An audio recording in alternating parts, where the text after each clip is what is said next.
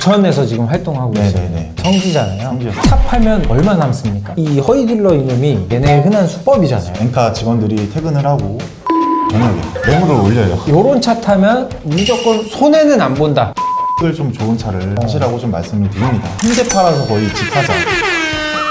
자, 반갑습니다. 카밍업입니다. 오늘은 현직 중고차 딜러분을 모시고 아주 다양한 이야기들을 해볼 건데 간단하게 자기소개 한번 부탁드리겠습니다. 네, 안녕하십니까. 11년차 중고자동차 딜러로 지금 근무를 하고 있고요. 유튜브 차풀이 채널이라는 채널을 운영을 하고 있는 김영하라고 합니다. 아, 예, 반갑습니다. 반갑습니다.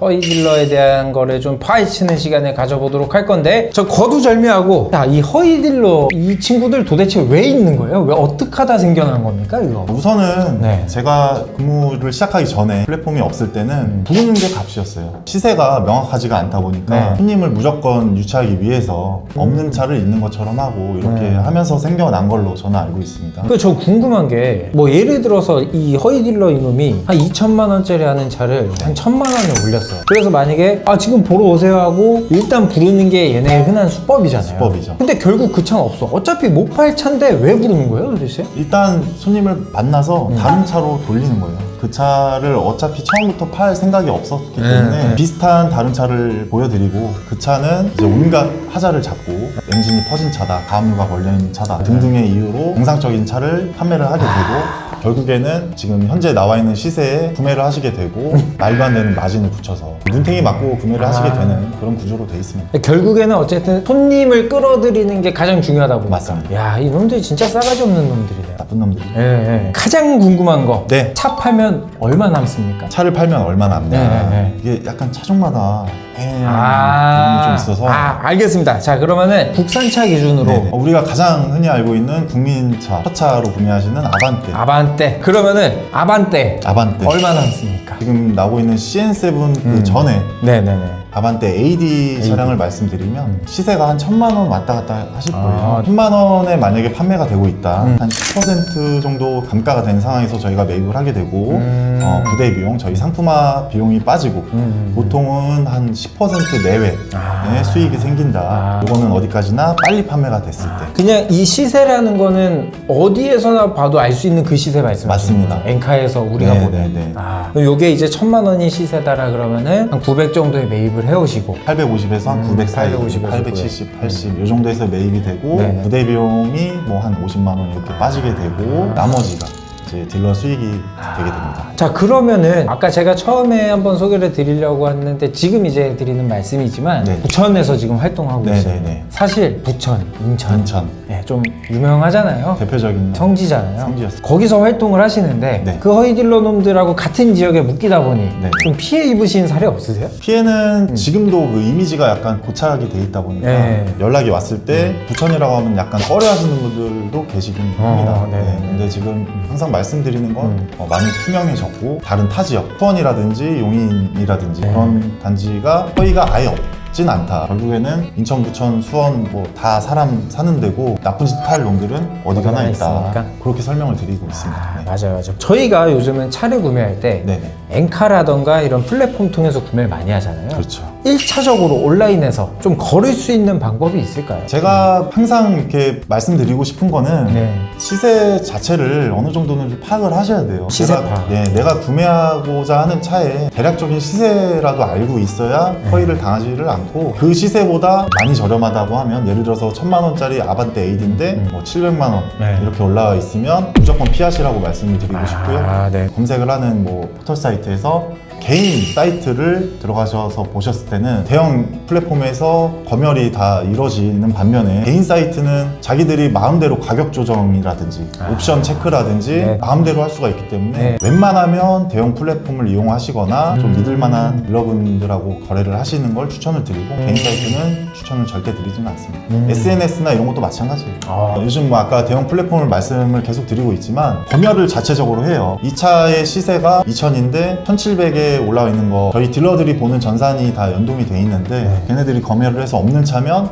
그 매물을 올린 딜러를 페널티를 주게 되는데요. 그거를 이제 역이용해서 엔카 직원들이 퇴근을 하고 금요일 저녁에 매물을 올려요. 금요일 저녁에 매물을 올려서 주말 동안 손님을 기가 막히네. 와. 전술이 대단합니다. 그 검수를 뭔가 AI가 하는 게 아니라 직원분들이 하시나 봐요? 그 엔카 시스템까지는 저도 모르겠는데 아마 요즘에는 AI가 되지 않았을까 그렇게 좀 생각을 하고 있지만 뭐 예전부터 어느 정도의 자체 검열을 하고는 있어요. 금요일- 주말에는 네. 네, 없기 때문에 그렇게 올려서 손님을 주말에 유치해서 판매를 뭐 다른 차로 돌려서 판매를 네. 하고 월요일 되면 네. 그 매물 삭제하고 자, 이 영상 보시는 시청자분들 꼭 기억해 두셔야 될 게 모든 차가 그렇다는 건 아닙니다. 근데 한 번쯤 의심을 해봐야 될 것들 중에 하나는 금요일 저녁에 내가 못 보던 건데 시세보다 굉장히 싸게 올라왔다. 그거 굉장히 눈여겨보시고 의심 한번 해보시고 그 차를 즐겨찾기 같은 거 해놨다가 주말 지나서 사라졌다. 100%라고 보시면 어찌됐건 이제 말씀 주시는 게 싸고 좋은 차는 없다라는 거잖아요. 싸고 좋은 차가 있으면 제가 사죠. 제가 그쵸, 저도 샀죠. 싸고 좋은 차는 없습니다. 없습니다. 그러면 이제 허위 딜러가 많이 투명해졌다고는 하지만 네네. 아직도 있는 것 같아요. 이 인간들은 도대체 왜 사라지지가 않는 거예요?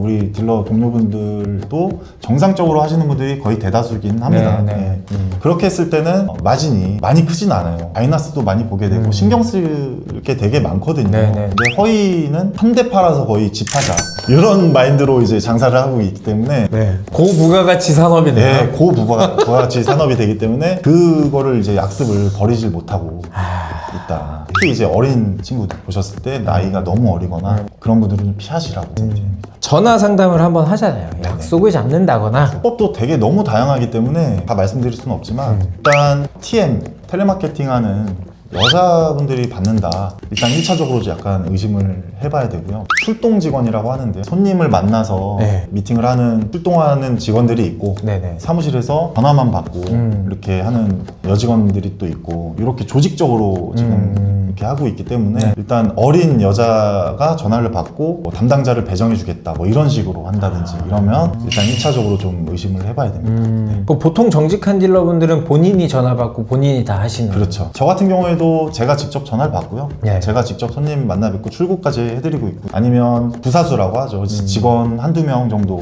너무 바쁘다 보면 네. 직원이 필요할 수 있어요. 그래서 그렇게 같이 만나 뵙게 되고 제 직원인데 이렇게 출고까지 도와드릴 거다 하고서 빠지고 이런 식은 있긴 하지만 보통은 허위하는 애들은 그렇게는 하지 않는다. 아예 TM이 따로 있고 출동해서 하는 애들이 따로 있고 이렇게 돼요. 가급적이면 딜러랑 직접 말씀 나누시는 걸 추천드립니다. 맞습니다. 네. 자, 그러면 이제 차를 사는 입장에서 요런 차 타면 무조건 손해는 안 본다. 그런 거 혹시 있을까요? 우선은 네. 키로수가 좀 있더라도 연식을 좀 좋은 차를 하시라고 좀 말씀을 드립니다. 수요가 좀 많은 차, 내가 몇 년 뒤에 대판매를 하셨을 때도 그렇게 가격 하락이 크지 않은 차, 소렌토나 아반떼 인기가 많은 차일수록 시세 방어가 잘 되기 때문에 그런 차를 좀 말씀을 드리고 싶고 또 반대로 봤을 때 차는 정말 좋은데 시세가 말도 안 되게 떨어지는 차들도 많이 있어요. 어떤 차가 있죠? 뭐 예를 들어서 링컨의 에비에이터라든지 요즘 뭐 캠핑도 많이 가시고 하기 때문에 대형 SUV, 팰리세이드 이런 거는 가격 방어가 되게 잘 되는 반면에 물론 체급 차이가 좀 있긴 하지만 링컨이나 이런 캐딜락 이런 차들은 단가가 좀 많이 되거든요. 차는 좋은데 차는 좋은데 수요가 없으니까. 이런 차를 잘 눈여겨보셨다가 많이 이제 감가가 된 상태에서 그런 분들은 반대로 신차 구매하신 분들이 정말 이제 손해를 많이 보고 판매를 그렇게. 울며 겨자며 하게 되는 경우이기 때문에 기준을 정하시면 될 것 같아요. 내가 중고차를 살 때 되파는데 손해를 안 볼 것이냐, 요걸 좀 더 중점적으로 생각하시는 분들은 아까 말씀 주신 것처럼 인기차, 나는 가성비 있게 차는 좋은데 싸게 사오겠다. 많이 떨어진 차. 그런 거는 이제 그렇게 접근하시면은 딱 내 기준을 정하면은 차 사는데 좀 더 쉬워질 것 같네요. 아까 말씀 주신 거긴 한데 연식과 키로수 저희가 굉장히 많이 고민하는 주제거든요. 네. 연식을 잘 보셔라 말씀을 주셨는데 연식을 강조하는 이유가 왜일까요? 우선은 연식이 좋으면 고무류, 그러니까 호스나 부식류, 이런 전장류, 네. 뭐 배선 등등해서 그런 것들이 아직은 짱짱해. 그러니까 이게 시간이 지나면서 이건 약간 제가 딜러가 말씀드리는 것보다는 약간 그 공학적인 거고 이제 정비사분들이 말씀을 주셔야 되는 거긴 하지만 저는 이제 차를 많이 이제 다루는 입장에서 네. 연식이 좋은 차가 컨디션이 훨씬 좋습니다. 연식을 중요하게 보셔라. 그렇게 아주 좋은 말씀을 해주신 것 같습니다. 자, 반대로 사면 족되는 중고차 있습니까? 내가 유지 보수를 할 수가 없는데 무리해서 바오라고 하죠. 이제 허세용으로 특히 수입차 무리해서 사시면 바로 카푸가 됩니다. 저는 이런 사례를 너무 많이 봤기 때문에 그렇게 추천드리지 않고 수입차를 또 특히 고집을 하시는 분들이 많이 계세요. 요즘 많이 대중적으로 BM 따르는 벤츠 네. 뭐 이런 게 많이 대중적이다 보니까 좀 무리해서 사볼까 하셨다가 많이 피보는 분들을 좀 많이 봤기 때문에 수입차 탄다고 막 하차감 있고 이렇진 또 않잖아요. 그쵸. 요즘 뭐 벤비아가 뭐 강남 소나타니까. 야, 알겠습니다. 제가 보니까 당근으로도 그냥 소비자들끼리 직거래 많이 하시죠. 직거래 많이 하죠. 뭐 이거 좀 괜찮을까? 어떻게 보세요? 우선은 직거래가 이제 가격적으로 유리할 수 있는 측면이 있긴 하죠. 네네네. 예를 들어서 이전을 할 때 이전비, 과표 이전이 가능하기 때문에 직접 이제 같이 가서 구청에서 등록을 하면서 이전비도 좀 아낄 수가 있고, 적어도 허위 매물 당하거나 중고차 시장에 이런 불신 이런 거는 좀 없는 그런 측면이 있는 반면에 네. 보증이라든지 또 상품화가 전혀 안 돼 있는 차를 모르는 입장에서는 오히려 역으로 눈탱이 맞고 살 수도 있다. 직거래니까 뭐 그냥 안전하다 이런 건 아니거든요. 상사와 거래를 하면은 계약서도 쓰고 뭐 그런 하자 보수나 맞습니다. 보증 이런 것들 하는데 개인 거래다 보니까 이게 없으니까 제가 500 주고 사왔어, 이전했어, 자 이제 저 갑니다, 자 수고하셨습니다 하는데 가자마자 차 퍼졌는데 끝이. 이제 그거는 이제 도의적으로 해주는 측면 그런 거지, 뭐 해줘야 되는 의무가 네. 있고 계약서에 명시를 하지 않는 이상 애매하기 때문에 그런 거를 오히려 모르시는 분들은, 물론 이제 중고차 시장에서도 보증이라는 제도가 있긴 하지만 그것도 이제 딜러의 역량이 좀 있어요. 받을 수 있게 좀 어떤 업체를 소개해서 잘 이렇게 연결을 해드린다거나 이런 게 있는데 그런 것도 이제 딜러가 끝까지 좀 책임을 져서 수리까지 받으실 수 있게 해주는 딜러랑 거래를 하셔야 되고, 뭐가 맞다고는 말씀을 드릴 수는 없지만 리스크가 있다. 리스크가 있다. 내가 모른다라 그러면 우리 실장님 같은 차자를 모셔가지고 가서 전문가와 함께 보면 좋겠다.